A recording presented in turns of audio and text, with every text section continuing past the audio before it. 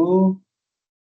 Pada kesempatan kali ini saya akan mempresentasikan terkait perencanaan manajemen teknik. Pada kesempatan kali ini saya memperkenalkan diri terlebih dahulu. Nama saya Ardian Sisarianto, NIM 2023-11604. Oke, jadi saya akan mempresentasikan terkait planning di manajemen teknik.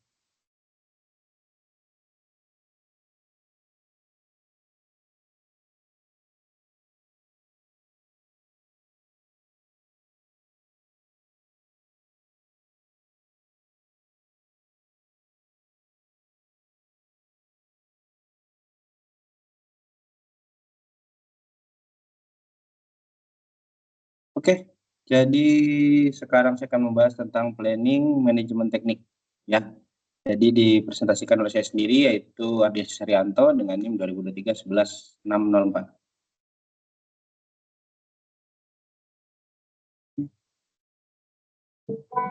Pengertian sendiri dari planning yaitu adalah sebuah fungsi manajemen dasar yang melibatkan keputusan sebelumnya, apa yang harus dilakukan, kapan harus dilakukan, bagaimana hal itu harus dilakukan, dan siapa yang akan melakukannya.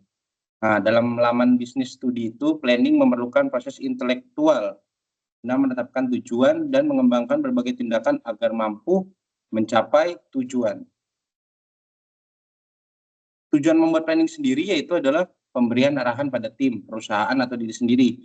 Dengan adanya planning bertujuan agar ada sebuah arahan yang jelas untuk menyusun masa depan atau gambaran beberapa langkah ke depan. Yang kedua adalah pengurangan dampak perubahan yang merugikan. Adanya planning bertujuan untuk mengurangi kemungkinan tak menyenangkan atau potensi kegagalan dalam mencapai tujuan.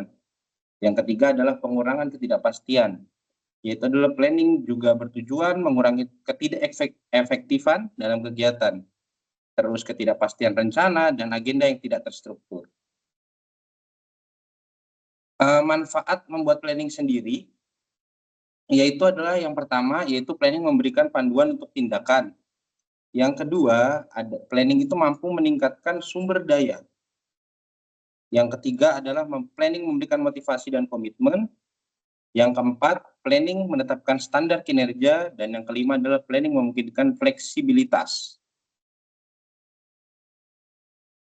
Nah, jenis planning sendiri yaitu berdasarkan waktu, ada planning jangka panjang, yaitu adalah jangka waktu lebih dari 5 tahun, banyak ketidakpastian dan bisa berubah sewaktu-waktu, bisa berorientasi pada lebih dari satu tujuan. Dan yang kedua adalah planning jangka pendek, jangka waktu 1 tahun atau kurang, memberikan dasar rancangan untuk yang jangka pendek, ya. Untuk ada contoh, ya, contoh kasus planning sendiri adalah saya dalam ketenaga listrikan, ya, saya menjalankan kasus planning sendiri ini untuk merencanakan pembangunan pasang baru untuk listrik di sebuah perumahan. Nah, jadi yang pertama-tama itu ya kita planning, kita survei ke lapangan, ya. Kita survei ke lapangan, kita minta kepada pihak developer untuk memberikan sebuah rencana, ya, rencana pembangunan, site-nya, rencananya, gambar site-nya, terus kita lakukan perencanaan pemasangan tiangnya berapa, terus ditanya juga ke pihak developer, dayanya totalnya berapa unit, dayanya berapa, semisal 900 untuk berapa unit, semisal 100 unit.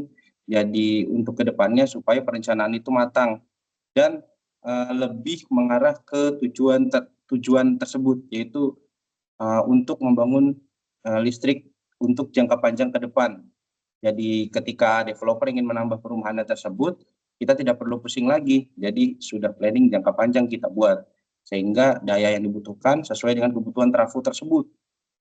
Jadi trafonya itu sudah besar, jadi nanti kebutuhan ketika ada pertambahan pelanggan maupun pihak developernya ingin menambah rumah dan pelanggan lagi, tinggal pasang baru ke kantor, langsung diproses begitu untuk memudahkan ke jangka panjangnya.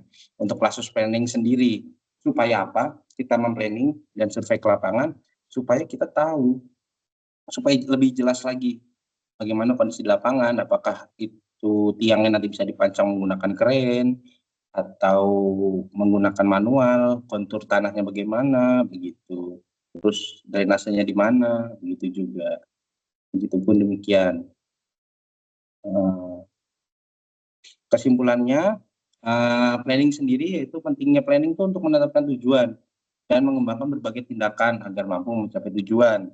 Pemberian arahan pada tim, perusahaan, atau diri sendiri. Yang pengurangan dampak perubahan yang merugikan dan pengurangan ketidakpastian. Terima kasih atas perhatian dan kerjasamanya. Mohon maaf jika ada salah kata dan perbuatan. Terima kasih. Wassalamualaikum warahmatullahi wabarakatuh.